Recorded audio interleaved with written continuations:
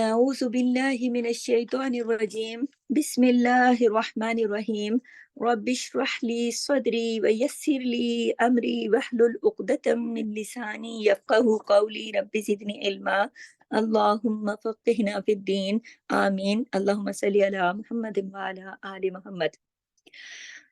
جز نمبر 4 سورہ آل عمران آیت نمبر 137۔ دیکھیے غور سے، قد تحقیق خلط گزر چکے، من قبلکم تم سے پہلے، سنن کئی طریقے، فسیرو تو چلو پھرو، فی الارض زمین میں، فانظرو پھر دیکھو، کیفا کس طرح، کانا ہوا، عاقبت انجام، المکذبین جھٹلانے والوں کا۔ تو آپ دیکھیے کہ آیت نمبر 137 میں بات یہ ہو رہی ہے کہ تم سے پہلے کئی جماعتیں گزر چکی۔ جماعتیں کیا؟ یعنی قد خلط گزر چکی تم سے پہلے کئی جماعتیں۔ اس کا مطلب یہ ہے، جماعت سے مراد یہ ہے امتیں، یعنی کتنی امتیں گزر چکی ہیں، یعنی مختلف لوگ جو مختلف طریقوں پر چلتے رہے اور آتے رہے اور جاتے رہے، مختلف امتیں جو آئیں اور گئیں اور گزر گئیں، وہ ان کے بارے میں یہ ذکر ہو رہا ہے۔ اور پھر آگے کیا ذکر ہو رہا ہے کہ فسیرو فی الارض فانظروا، اور تم چلو پھرو زمین پر اور دیکھو۔ کیا دیکھو؟ کس چیز کا ذکر ہو رہا ہے کہ کیا دیکھو؟ فسیرو فی الارض فانظروا، تم چلو پھرو زمین میں اور پھر دیکھو۔ تو یہاں دیکھنے کی جو بات ہو رہی ہے نا، فانظروا کیف کان عاقبۃ المکذبین، کیا چیز بات دکھائی جا رہی ہے؟ پھر دیکھو ظالموں کا، جھٹلانے والوں کا انجام۔ یہاں خاص طور پہ المکذبین کا ذکر ہے، ایسے لوگ جنہوں نے جھٹلایا، جنہوں نے حق کو جھٹلایا، ان کا پھر انجام دیکھو کہ کیا ہوا۔ یعنی سیر کرو، فسیرو فی الارض، زمین کی سیر کرو، لیکن عبرت کے لیے کرو، عبرت کے لیے، اس کو تماشا بنا کے نہیں، نصیحت ہو۔ کوئی بھی آپ دیکھیں، اس بات سے ہمیں بہت ہی امپورٹنٹ بات پتہ چلتی ہے کہ کوئی بھی آثار قدیمہ ہو نا، جس میں جائیں دیکھنے کے لیے، تو کبھی بھی ہنستے ہوئے اور شوخیوں کے ساتھ اور پکنک کے انداز سے کبھی نہیں جانا چاہیے، کیونکہ دیکھیں اللہ تعالیٰ نے قرآن میں کہہ دیا کہ قد جو گزر گئیں امتیں، جو گزر چکے، جو چلے گئے لوگ، ان کے ساتھ اور جو کئی طریقوں پر وہ تھے، تم جاؤ، فسیرو تم پھر چلو پھرو زمین میں، سیر کرو، لیکن تم ان کو دیکھو کہ وہ کس طرح ان کا انجام، عاقبۃ المکذبین جھٹلانے والوں کا انجام کیا ہوا تھا۔ یعنی اللہ تعالیٰ نے پھر کس طرح انہیں سزا دی اور کیسے ان کو کیفر کردار تک پہنچایا۔ اللہ کی غضب کی جو کہانی ہے، اسے دیکھو، لیکن اسے پکنک کی طرح نہ دیکھو، اسے سیر و تفریح پہ جانے کے لیے نہ دیکھو کہ چلو ہم جا کے دیکھتے ہیں ذرا کیسا ہو رہا ہے منظر اور کھنڈرات کیسے ہیں۔ نبی کریم صلی اللہ علیہ وسلم نے فرمایا، یہ بخاری کی روایت ہے، غور سے سنیے گا، نوٹ کیجیے گا، اور اس میں بڑی آج کے دور میں بہت زیادہ سمجھنے کی چیز ہے۔ آپ کو ایک واقعہ بھی تازہ ترین بھی یاد آئے گا کہ دیکھیے نبی کریم نے فرمایا کہ ترجمہ یہ ہے کہ جب جنگ تبوک کے موقع پر مسلمان جو تھے نا، وہ جو ایک قوم تھی نا سمود، میں اکثر آپ کو بتاتی ہوں نا، سمود جو قوم تھی اس پر عذاب آیا تھا، تو سمود کے آثار کے قریب سے جب مسلمان گزر رہے تھے جنگ تبوک کے موقع پر، وہاں اس ایریے سے گزر رہے تھے، تو آپ صلی اللہ علیہ وسلم نے فرمایا یہاں سے مت گزرنا، یہاں سے مت گزرنا، قریب مت جانا، اور اگر گئے ان کے آثار دیکھنے کے لیے تو پھر روتے ہوئے جانا، اور اگر تمہیں رونا نہیں آتا تو پھر اس کے اندر مت جانا، داخل مت ہونا، اس جگہ کے اوپر پاؤں مت رکھنا۔ تو دیکھیے نبی کریم صلی اللہ علیہ وسلم نے کیوں منع کیا؟ وہ ایک عذاب کی جگہ تھی، وہ ایک ایسی جگہ تھی کہ جہاں پر اللہ کے انکار کرنے والوں کے اوپر ایسا شدید عذاب آیا تھا، ان کے کھنڈرات موجود تھے۔ تو نبی کریم صلی اللہ علیہ وسلم نے اپنی جو ساتھیوں کو لے کے جا رہے تھے منع کر دیا کہ مت جانا، اور اگر جانا ہے تو پھر روتے ہوئے جانا، اللہ سے ڈرتے ہوئے جانا، توبہ استغفار کرنا کہ اللہ، یہ کوئی بات تماشا نہیں ہے، یہ بہت بڑی بات ہے، تو اگر رونا نہیں آئے تو پھر مت جانا۔ تو ہم سب کو دیکھیں اس بات پر بہت غور کرنا چاہیے، اور کبھی بھی کہیں بھی کسی بھی ملک میں جائیں، کسی بھی جگہ میں جائیں، کوئی اجڑے ہوئے شہر دیار، کوئی کھنڈرات، کوئی اب جیسے ہمارے پاکستان میں موئنجو داڑو ہے، اور ہڑپا کے کھنڈرات ہیں، اب آپ کو اور مجھے کیا معلوم کہ کیا گزری ان کے ساتھ، کیا کیا وہ کس بات کے تھے، وہ کس طرح وہ اس انجام کو پہنچے، پوری پوری بستی الٹ دی گئی۔ تو صرف وہاں پر یہ منظر دیکھ، اور بھی دنیا میں بہت ساری جگہ تو ایسی جگہوں کے اوپر ہنستے ہوئے مسکراتے ہوئے اور اس کو پکنک کی غرض سے اور اس کو صرف ایڈونچر بنا کر یا پھر اس کو یعنی کہ اللہ کے خوف کی جگہ، اللہ کے عذاب کی جگہ، آپ دیکھیں ٹائٹینک جس جگہ پہ غرق ہوا وہ جگہ دیکھنے چلے گئے لوگ۔ اب بھائی ایک اللہ کا عذاب آیا ہے، اللہ سے ڈرو، اللہ سے توبہ کرو، اللہ سے ڈرتے رہنا چاہیے کہ بھائی ہم اگر کسی بھی چیز کا تماشا بنائے اور اگر اللہ کو وہ چیز پسند نہ آئے تو وہ اس کے ساتھ بھی کر سکتا ہے۔ آپ نے دیکھا کہ ایک اچھا خاصا گھر میں حالانکہ اس مثال کا اس سے کوئی تعلق نہیں ہے، لیکن میں آپ کو ایک سمجھانے کے لیے بات بتا رہی ہوں کہ بعض اوقات کسی ایک بچے نے شرارت کی ہوتی ہے گھر میں، تو جبکہ دوسرے نے نہیں کی ہوتی، لیکن ماں کو بہت غصہ ہوتا ہے تو وہ ایک کو دو تین لگاتی ہے، لیکن جو ساتھ بیٹھا ہوتا ہے نا اس کو دیکھ کے ہنس رہا ہوتا ہے یا اس کو دیکھ کے انجوائے کر رہا ہوتا ہے تو ماں اس کو بھی لگاتی ہے ایک، جبکہ اس کی کوئی شرارت نہیں ہوتی۔ کیوں؟ کیونکہ وہ اس موقع پہ موجود ہے اور اس سے انجوائے کر رہا ہے۔ تو آپ یہ دیکھیں کہ کسی بھی جب نبی کریم نے منع کر دیا کہ کہیں بھی ایسی جگہ ہو تو اس کو محض تفریح کا باعث نہ بنائیں، بلکہ رلائیں خود کو، رلائیں خود کو۔ آپ اسی مثال کو جب بھی میں نے دی ہے نا کہ ایک بچے نے غلطی کی، ماں نے اس کو پیٹا اور دوسرا بلا وجہ ڈر کے رونے لگ گیا، ماں اس کو کبھی بھی نہیں مارے گی، ماں اس کو جلدی سینے سے لگائے گی، کہے گی تم چپ ہو جاؤ، تمہیں تو میں نے کچھ نہیں بولا۔ ایسا ہوتا ہے نا۔ تو آپ یہ دیکھیں کہ نبی کریم نے اپنے لوگوں سے کہا وہاں جانا تو روتے ہوئے جانا، خود کو رلانا، اور جن قوموں پر اللہ کا غضب نازل ہوا ہے ہمیں ان سے نصیحت پکڑنی چاہیے، یہ دیکھ کے خوش نہیں ہونا چاہیے کہ صرف تصویریں کھینچ لو، وہاں سے سیکھو کچھ بھی نہیں۔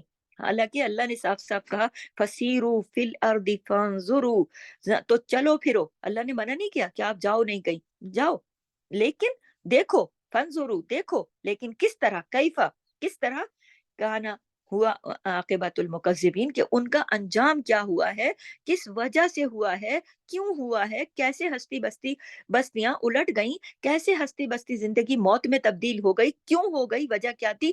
کہیں ہم تو ایسا نہیں کر رہے، ہمیں تو اس سے عبرت لینی چاہیے کہ اللہ کہیں ہم سے بھی ناراض نہ ہو جائے، کہیں ہماری بھی پکڑ نہ ہو جائے۔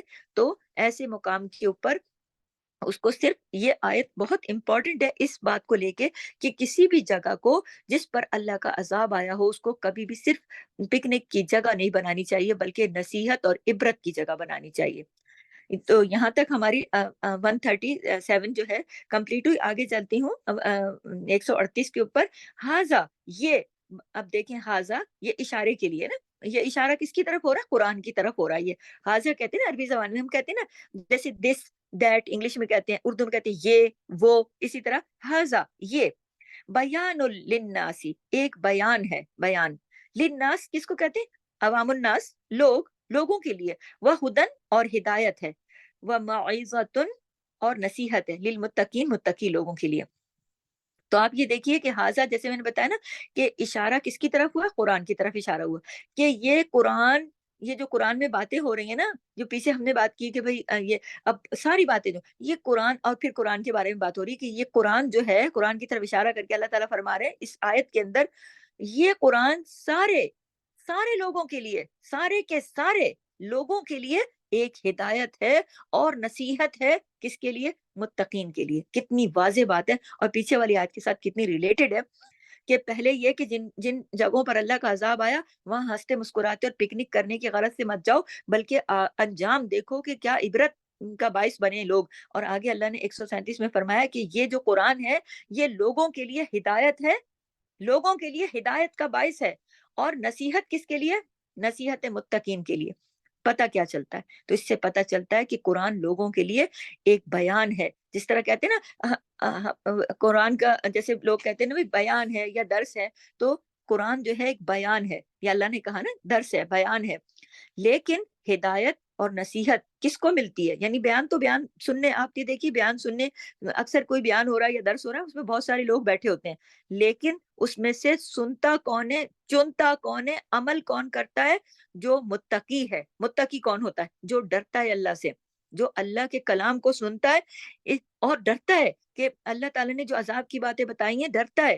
تو اللہ تعالیٰ نے بتا دیا کہ جو متقی ہوں گے نا ان کو، ان کے لیے یہ قرآن نصیحت ہے۔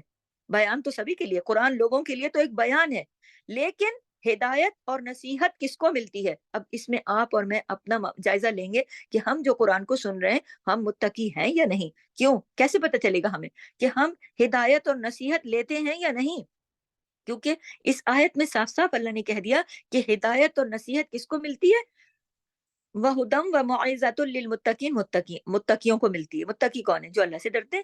تو اب ہمیں دیکھنا ہے نا، ہمیں کیسے، ہمیں پتا ہمیں کیا ملتا ہے، ہم دیکھ لیں گے کہ ہم نصیحت لیتے ہیں، ہدایت لیتے ہیں، اگر لیتے ہیں تو ہم متقی ہیں، اللہ سے ڈرنے والے ہیں، اور اگر نہیں لیتے تو ہم صرف بیان پڑھ رہے ہیں، صرف بیان سن رہے ہیں، وضاحتیں پڑھ رہے ہیں، صرف سن رہے ہیں، تفسیر پڑھ رہے ہیں، بس سن رہے ہیں کہانیاں، ادھر ایک کان سے سن کے دوسرے سے نکالتے جا رہے ہیں، اور یہ صرف ہمیں ایک حد تک ہی پتہ چلتا جا رہا ہے، معلوم ہوتا جا رہا ہے کہ قرآن میں لکھا کیا ہے، صرف اتنا ہی، اور پھر ہدایت مل رہی ہے یا نہیں، یہ ہم نے چیک کرنا ہے کہ ہم صرف سنتے جا رہے ہیں آگے سے آگے، ایک ایک آیت روز ہم سن رہے ہیں، دو دو آیتیں روز ہم سن رہے ہیں، تو کیا ہم صرف معلومات میں اضافہ ہو رہا ہے یا کچھ ہم اس سے سیکھ بھی رہے ہیں، کوئی نصیحت بھی ہمیں ہو رہی ہے، کوئی ہدایت بھی ہو رہی ہے، کچھ ہم سیکھ بھی رہے ہیں، کچھ ہم اس کی روشنی میں، تو کہ قرآن میں آخر لکھا کیا، صرف اتنا ہی پتہ چل رہا ہے، یا پھر ہدایت مل رہی ہے کہ نہیں، نصیحت ہو رہی ہے کہ نہیں؟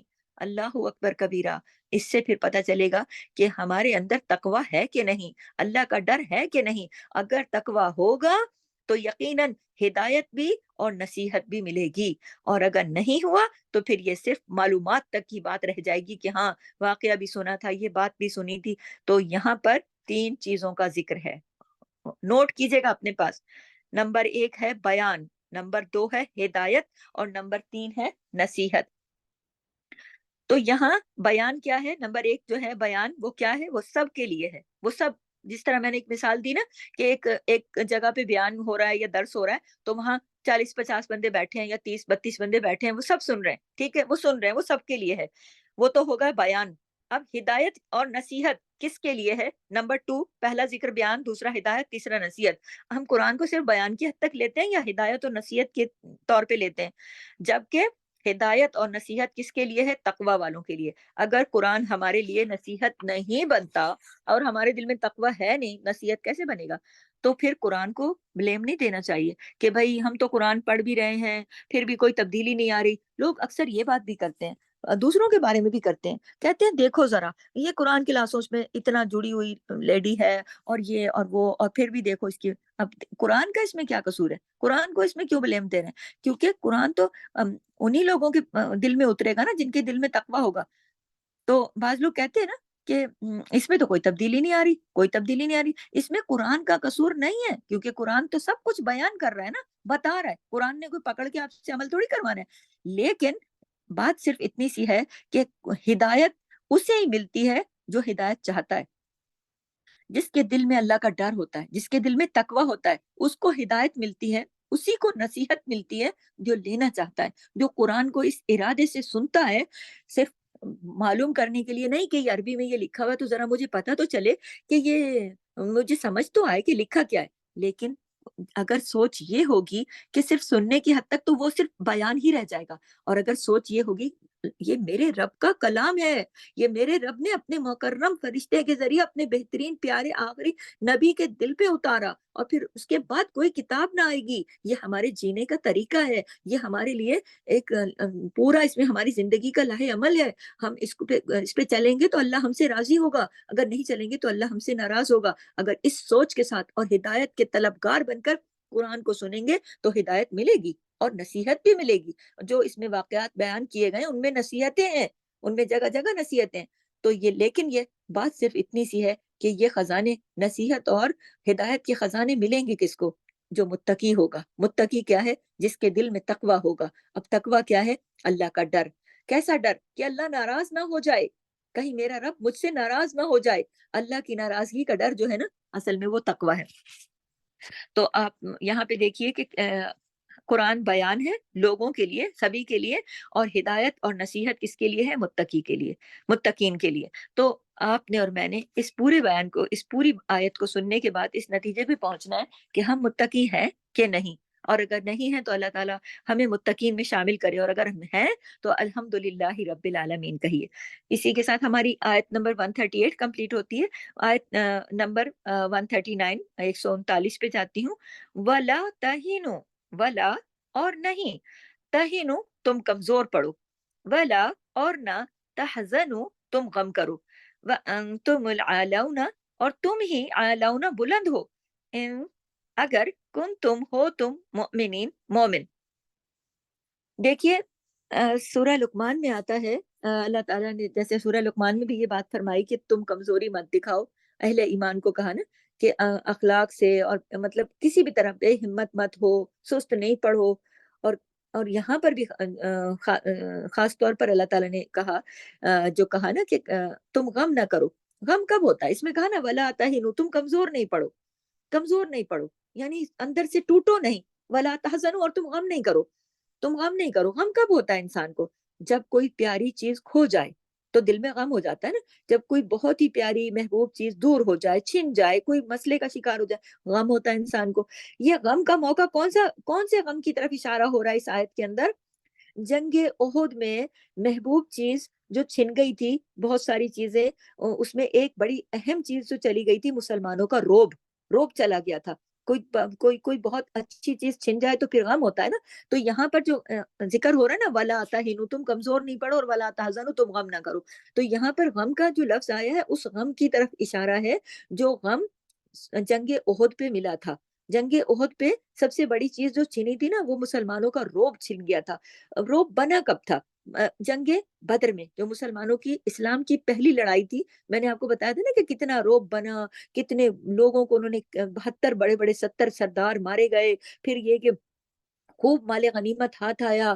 फिर ये कि काफी लोगों को कैदी बना के मुसलमान पकड़ के लाए थे। मैंने आपको बद्र का मुकाम, जो मलाइका, जबले मलाइका भी एक दफा वैसे वहां जाने का मौका हुआ था, दिखाया भी था तस्वीर में भी, वीडियो वीडियो पे दिखाया था कि ये जब इधर मलाइका उतरे थे, अल्लाह की मदद आई थी। तो वो जो जितना बना था ना, वो सब कुछ, वो सब छिन गया। किसमें? जब दूसरी लड़ाई हुई ओहद के मकाम के ऊपर। तो इंशाल्लाह हम ओहद की वीडियो भी आपके साथ शेयर करेंगे। तो ओहद के ऊपर जब छिन गई बहुत सारी चीजें आई, और फिर उसमें से उनका रोब चला गया जो बना था जंगे बदर में। अब जब नबी अकरम सल्लल्लाहु अलैहि वसल्लम की और दूसरी क्या गम था कि नबी अकरम सल्लल्लाहु अलैहि वसल्लम जो के महबूब तरीन हस्ती थी, जो मतलब मुसलमानों की, उनको तकलीफ पहुंची थी। सहाबा जो थे, तो बहुत सारे सहाबा जो थे वो छोड़कर भी चले गए थे, क्योंकि वो पूरा उसका वजह बताती हूँ। और फिर ये इनके बहुत सारे सहाबा जो थे, वो अचानक जो पीछे से हमला हुआ था, तो वो सहाबा शहीद हो गए थे। और खास तौर पर उसमें हजरत हमजा की शहादत हो गई, जो कि नबी करीम सल्लल्लाहु अलैहि वसल्लम के बहुत ही प्यारे चचा थे। तो और भी उनके साथ बहुत सारे मुसलमान शहीद हो गए, तो बहुत बड़ा नुकसान हो गया। तो उसके बाद फिर इस आयत में अल्लाह ताला फरमा रहे हैं कि वला तहजनु, अब और तुम गम न करो। जैसे शुरू में कहा ना, वला तहिनु, तुम कमजोर नहीं पड़ो, वला तहजनु, तुम गम न करो। तो तुम आगे फरमाया वह अंतुमुल आलौना, और तुम ही बुलंद होगे, यानी तुम ही ऊंचे रहोगे, आला रहोगे। किस बेस पे रहोगे? इसलिए कि अगर तुम मोमिन हो, इन कुंतुम मोमिनीन, यानी अगर तुम मोमिन हो, यानी शर्त क्या थी? ईमान की शर्त थी कि अगर तुम्हारे दिलों में ईमान पुख्ता है, तो ये बावजूद सारे हालात के, बेशक कि तुम्हारी रोब भी गया, नबी सल्लम का दंदानी मुबारक शहीद हुआ, चचा शहीद हुए, कई मुसलमान शहीद हुए, इतना सारा नुकसान हो गया, बहुत जीती हुई जंग हार गए, इतना, तो अल्लाह ताला कह रहे हैं तुम कमजोर नहीं पड़ो, वला तहिनु, तुम कमजोर नहीं पड़ो, वला तहजनु, गम नहीं करो, तुम ऊंचे ही रहोगे, तुम बेहतर ही रहोगे, आला ही रहोगे। क्यों? अगर तुम मोमिन हो। ईमान की शर्त को लगा दिया ना, तो पता क्या चला? अच्छा, यहाँ पर एक चीज और, वला तहिनु, वहन का जिक्र आया। वहन, वहन किसको कहते हैं? वहन जो है ना, वो एक ऐसी चीज है जो इंसान को अमल से मतलब इंसान को अमल से उस वक्त रोकती है। सबसे पहले हौसले में कमी आती है, इरादे में कमजोरी आती है, वहन उसको कहते हैं, वहन। अच्छा, वहन जो है ना, वो इंसान के इरादे को कमजोर करता है ना, ऐसी चीज है। तो इससे बचना चाहिए, इस वहन से। और मुझे लगता है कि जो वाहन है ना, शायद आगे चलकर ये वहम बना होगा। मुझे इसके बारे में इतनी मालूमात तो नहीं कि यही लफ्ज आगे वहम हो जाता है ना, कहते फलां को वहम हो गया। तो वाहन जो है ना, अरबी जबान में ये इरादे को कमजोर कर देता है, हौसले को कमजोर कर देता है। तो इससे बचना चाहिए। यहाँ पर मना किया अल्लाह ने, वला ताहिनु, तुम कमजोर नहीं पड़ो। ऐसा ऐसा कुछ मत सोचो।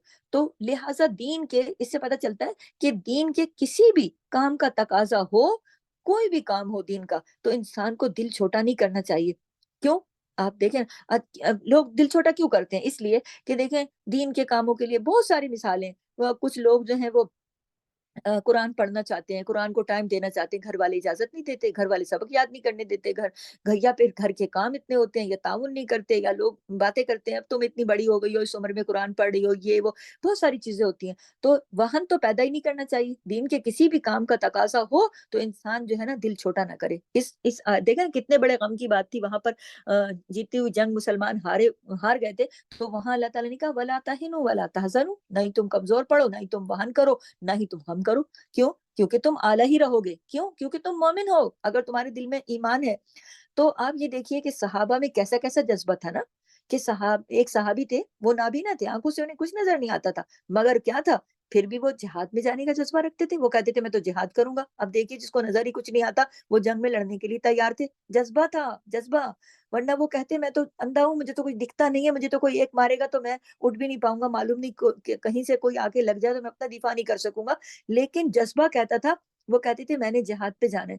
इसी तरह नबी अकरम सल्लल्लाहु अलैहि वसल्लम ने जब लोगों को इकट्ठा किया ना, तो बच्चे भी आ गए कि हमने भी जंग करनी है। तो अल्लाह के नबी ने मना कर दिया कि नहीं बच्चे नहीं जाएँगे, ये छोटे हैं। तो वो अपनी एड़ियाँ उठा-उठा के खड़े हो गए, लंबे हो गए, अपने पंजों पे खड़े हो गए और कहने लगे हम तो बड़े हैं, हमें भी साथ लेकर जाओ। क्यों? क्योंकि उनके इरादे मज़बूत थे और उनके अज़ाइम पुख्ता थे।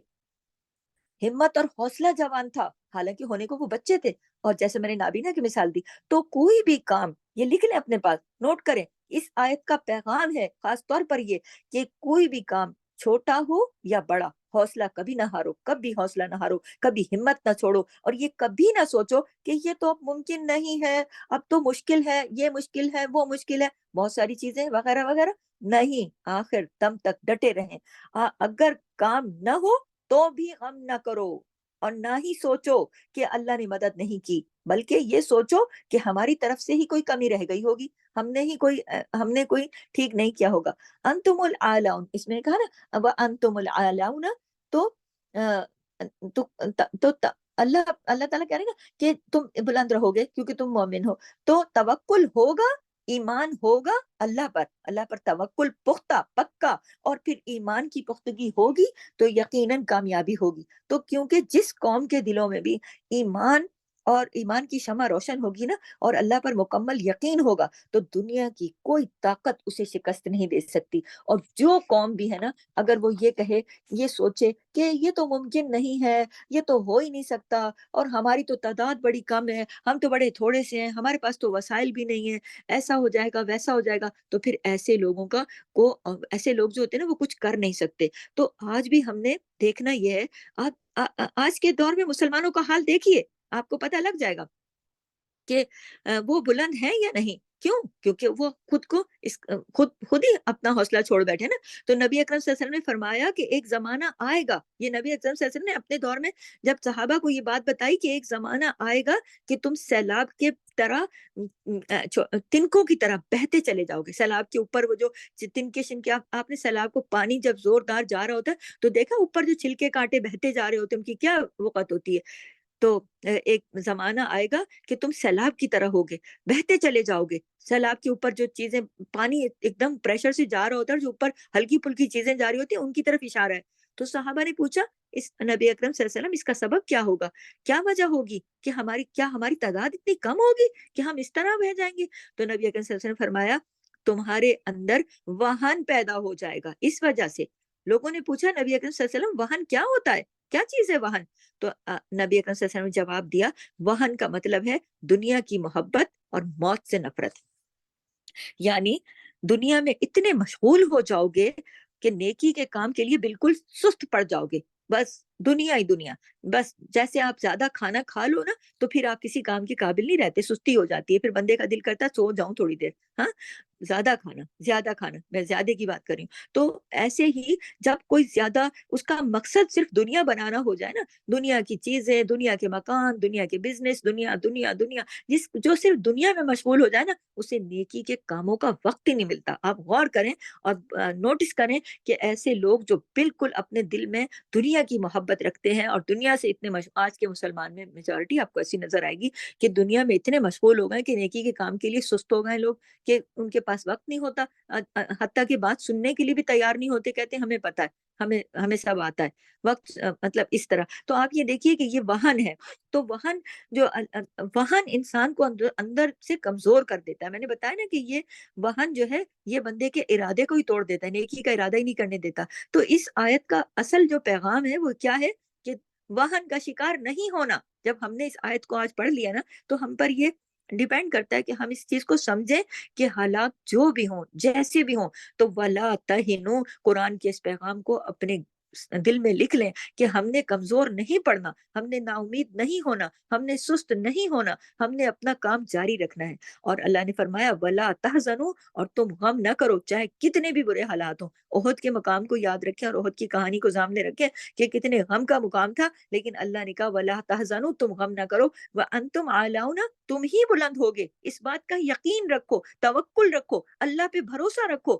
اللہ نے قرآن میں فرما دیا ہے وَأَنْتُمُ الْأَعْلَوْنَ، یعنی کسی قسم کی بھی حالاتوں اپنے آپ کو وہن کا شکار نہ کرو، کمزور نہ کرو، غم نہ کرو، یہ نہ سوچو، نا امید مت ہو کہ نہیں اب تو یہ کچھ بھی نہیں ہو سکتا. نہیں، انتم العالون، تم ہی بلند ہوگے یقیناً. کیسے؟ ان کنتم مؤمنین، اگر تم ہو مومن. تو آپ نے ایمان پر جمے رہنا ہے، اللہ کے حکموں کی اطاعت کرنی ہے، اپنے ایمان کی حفاظت کرنی ہے، اور اس بات کا یقین رکھنا ہے کہ جب اللہ نے فرما دیا تو یقیناً ہم ہی بلند ہوں گے.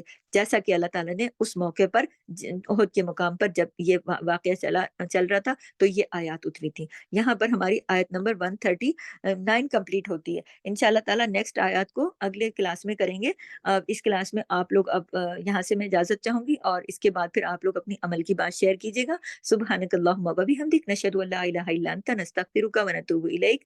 السلام علیکم ورحمۃ اللہ وبرکاتہ. جزاک اللہ خیر.